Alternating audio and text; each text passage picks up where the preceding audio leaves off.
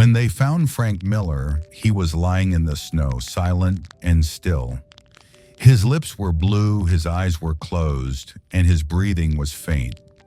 Beside him, a young golden retriever refused to move, pressing its warm body against his chest to keep him alive. The dog would not leave. He barked, whined, and guarded the man who once fed him when no one else would. What the doctors discovered later would surprise everyone. But to understand why, we have to go back to the night they first met. 10 winters ago, Frank was already forgotten by the world. A man with no home, no family, no reason to wake up. But that night, under an old bridge, he heard something cry. The sound came again, soft, trembling. Frank turned, and in the snow's dim glow, he saw a tiny puppy limping toward him. Everyone else would have walked away, but Frank had been broken once too, and broken people recognize broken souls.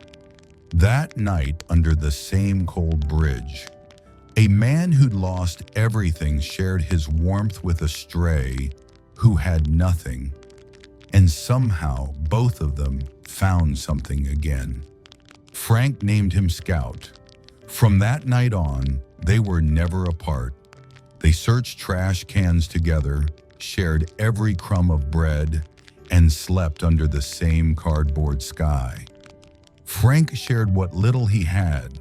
Sometimes it was just half a sandwich or a spot by the fire.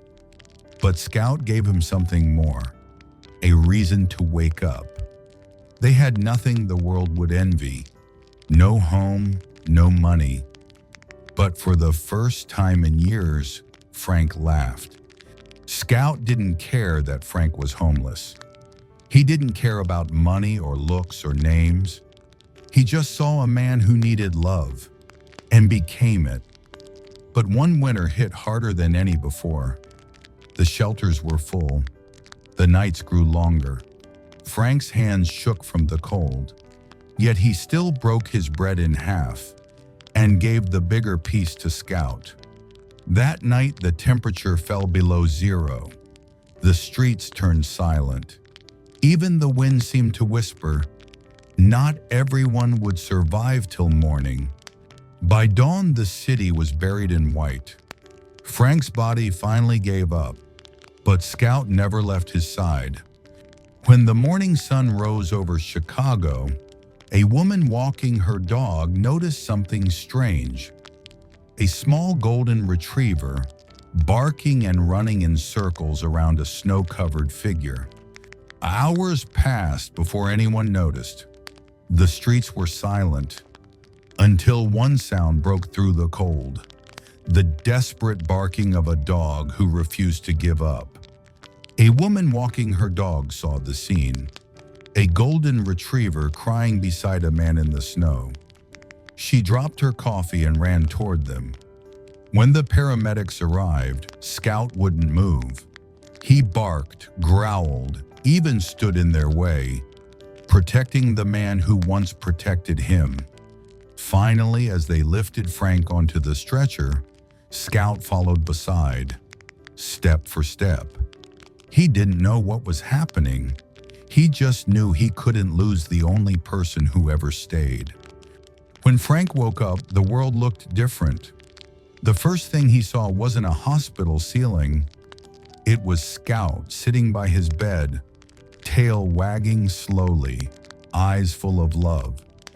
The doctors said it was a miracle. His body temperature had stayed just high enough to survive. But Frank knew the truth. It wasn't a miracle. It was love. Weeks later, Frank and Scout found a small home on the edge of town. Nothing fancy, just warm. Every night, Frank would whisper the same words before turning off the light. "You saved me, buddy. Now it's my turn." They said Frank saved a dog that night. But if you ask Frank, he'll tell you the truth. That little dog saved him. Sometimes the smallest souls heal the biggest hearts. You don't need much to change someone's life, just love. If this story touched your heart, share it with someone who needs hope today. Comment yes if you believe kindness still matters.